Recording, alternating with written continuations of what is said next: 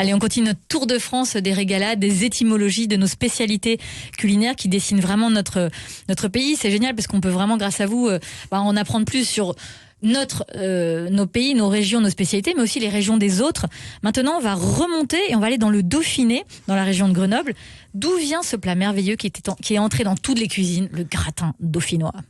Alors on trouve, pour la première fois, on parle du gratin dauphinois sous la plume d'un archiviste qui s'appelle Auguste Prudhomme. On est en 1788, mais il faut attendre. On sait absolument pas à quoi ressemble le gratin dont il fait mention. Voilà, ouais. On sait pas de quoi il s'agit.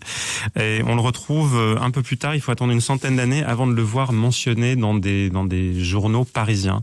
Et donc, on en reparlera peut-être, mais c'est aussi l'occasion de se rendre compte que c'est en réalité en dehors des régions que la cuisine régionale se fait. C'est-à-dire que c'est quand on est sorti de sa région qu'on se rend compte qu'il y a des choses qu'on ne trouve plus ou qu'on ne trouve pas. Et c'est comme ça peut-être que l'identité régionale s'est forgée. En allant la confronter à d'autres régions ou à d'autres grandes villes comme la capitale. Comme Pour ceux qui débarquent, ça arrive, et qui n'ont jamais goûté le gratin dauphinois, quels sont les ingrédients?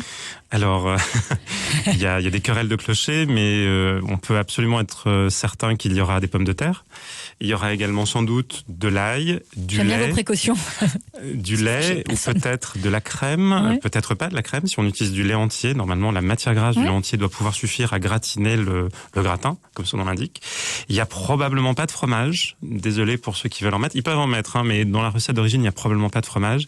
Et il y a peut-être, ou peut-être pas, de la muscade. Mais ça, ce sera au loisir de chacun. Alors si on met pas de muscade, on met quoi pour épicer le gratin dauphinois? Du poivre. On met du poivre, c'est bien juste moulu. Ah, mais la noix de muscade quand même. C'est très bon, la noix de muscade. C'est très bon, la noix de muscade. C'est quand même extraordinaire. Et la pomme de terre, cette pomme de terre qui est l'un des ingrédients stars du gratin dauphinois, elle vient d'où? Elle est arrivée quand en France? Parce que on a l'impression que c'est le légume français sans hésiter. Et pourtant, elle a une histoire qui est bien plus ancienne et éloignée géographiquement. Alors, la pomme de terre arrive comme le maïs ou comme certaines variétés de courges arrivent d'Amérique du Sud.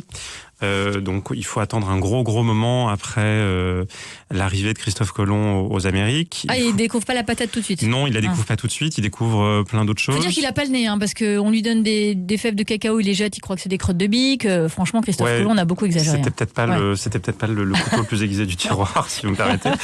En revanche, il faut attendre le XVIIe siècle pour que un petit gars qui s'appelle Parmentier décide de remettre au goût du jour, puisqu'on les connaissait déjà, les pommes de terre.